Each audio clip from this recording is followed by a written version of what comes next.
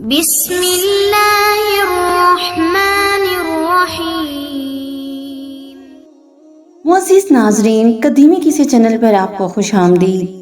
ناظرین، آج کی اس ویڈیو میں ہم حضرت یوسف علیہ السلام کی موت کا حیرت انگیز واقعہ بیان کریں گے۔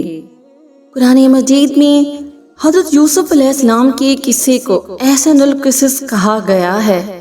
حضرت یعقوب علیہ السلام کا ایک بھائی تھا جسے انہوں نے 40 سالوں سے نہیں دیکھا تھا۔ انہوں نے ارادہ کیا کہ اپنے بھائی کی زیارت کریں۔ جب ان دونوں نے ایک دوسرے کی زیارت کی تو حضرت اسرائیل علیہ السلام کو حکم ہوا کہ جان لے لیں اور ہمیں سپرد کر دیں۔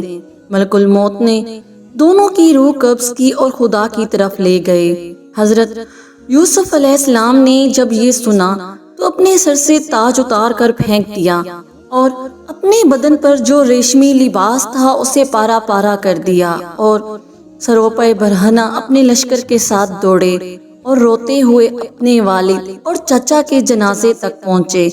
جب ان دونوں کو دیکھا تو غم اور حسرت کی وجہ سے رونے لگے۔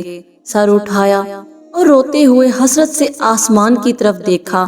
یکایک آسمان کے دروازے کھلے اور انبیاء کی روحیں اور فرشتے ان کی استقبال کے لیے آئے۔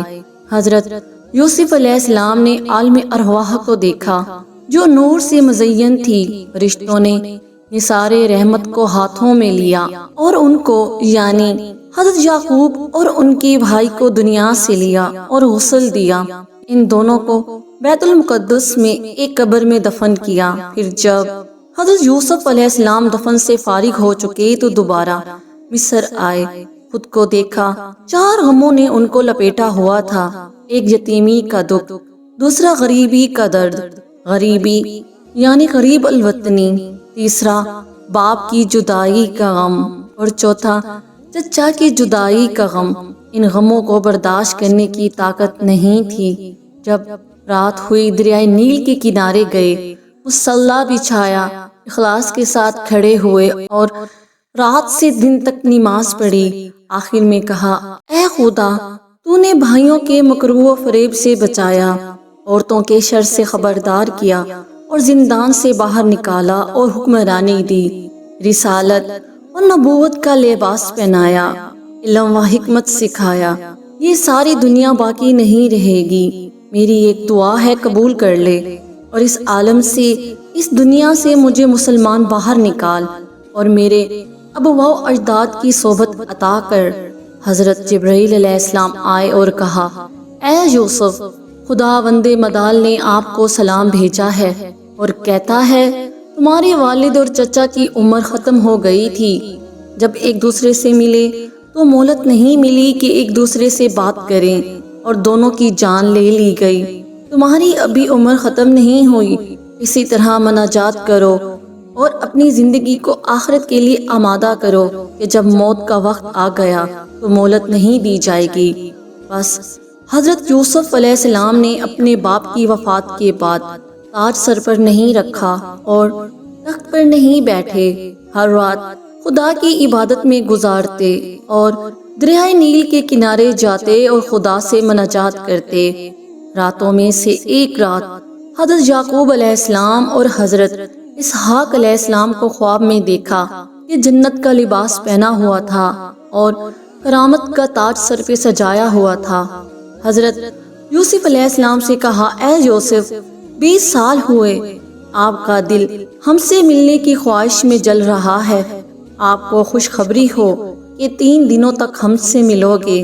روایت میں ہے کہ حضرت یوسف علیہ السلام نے ان 3 دنوں میں وہاب کو دیکھنے کی خواہش میں اتنی گریزاری کی کہ ان کے والد حضرت یعقوب علیہ السلام نے ان 40 سالوں میں ان سے ملنے کی خواہش میں نہیں کی تھی۔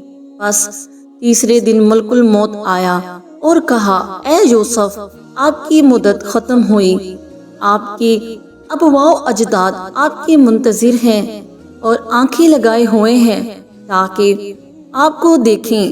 بس حضرت یوسف علیہ السلام نے سر تسلیم خم کیا اور ملک الموت نے ان کی جان لی۔ جان دینے سے پہلے حضرت یوسف علیہ السلام کا دل تیزی سے دھڑکنے لگا تھا اور اعضاء لرزنے لگے۔ بھائیوں کو بلایا، ہر ایک کو گلے لگایا اور خدا حافظ کیا۔ جب ملک الموت ان کی طرف متوجہ ہوئے تو حضرت یوسف علیہ السلام گریہ کرنے لگے۔ فرشتوں نے صدا بلند کی، بھائیوں نے سر میں خاک ڈالی۔ جب ان کی روح جدا ہوئی، حضرت جبرائیل علیہ السلام آئے اور جنت سے سفید لباس لائے، انہیں غسل دیا، کفن پہنایا اور تابوت میں رکھا۔ بس زلیخا کو خبر دی گئی کہ آپ کو آرام پہنچانے والا ساتھی دنیا سے رخصت ہو گیا۔ زلیخا نے جب یہ سنا، حضرت یوسف علیہ السلام کی طرف متوجہ ہوئیں اور گریہ کرنے لگیں۔ جب تابوت تک پہنچی، تابوت کو لیا اور کہا، اے یوسف، یہ تم ہو جو اتنی جلدی مجھ سے دور ہو گئے؟ یہ تم ہو جو اتنی اچانک میری صحبت سے چلے گئے؟ اپنا سر تابوت سے مارا اور بے ہوش ہو گئیں۔ 3 دن اور رات بے ہوش رہیں۔ جب ہوش میں آئیں تو نوحہ کرنے لگیں اور کہا، جانتے ہو حضرت یوسف علیہ السلام نے آخری وقت اور رحلت کے وقت کیا کہا؟ ان سب نے کہا، حضرت یوسف علیہ السلام نے فرمایا، اے خدا، اگر تمہارے نزدیک میری اہمیت ہے، میری جان لے لیں، اس حالت میں کہ میں مسلمان ہوں اور صالحین کی صحبت میں رہوں۔ پھر کیا تھا؟ زلیخا نے بھی یہی درخواست کی اور کہا، اے خدا، میری جان مجھ سے لے لے اور صالحین کی صحبت تک پہنچا دے۔ اللہ تعالیٰ نے ان کی دعا قبول کی اور ان کے جسم سے روح خارج ہوئی اور حضرت یوسف علیہ السلام کی روح تک پہنچی اور ان سے ملحق ہوئی، تاکہ جیسے دنیا میں ایک دوسرے کے ساتھ تھے، آخرت میں ایک دوسرے کے ساتھ ہوں۔ پھر ان کے جنازے اٹھائے گئے، مصریوں کی آہ و فغاں بلند ہوئی، ہر کوئی نوحہ کرتے ہوئے رونے لگا۔ دفن کرنے کی جگہ میں اختلاف کرنے لگے۔ ایک گروہ نے کہا، ان کو کنعان کے دروازے کے پاس دفن کریں۔ بس اللہ تعالیٰ نے دریائے نیل کو خشک کیا اور بزرگان کو الہام کیا کہ دریائے نیل کے درمیان دفن کریں، تاکہ جب پانی ادھر سے گزرے اس کی برکات کل عالم اور اس جگہ کے اطراف تک پہنچے۔ اللہ تعالیٰ ہمیں دین کی مکمل سمجھ نصیب فرمائے، آمین۔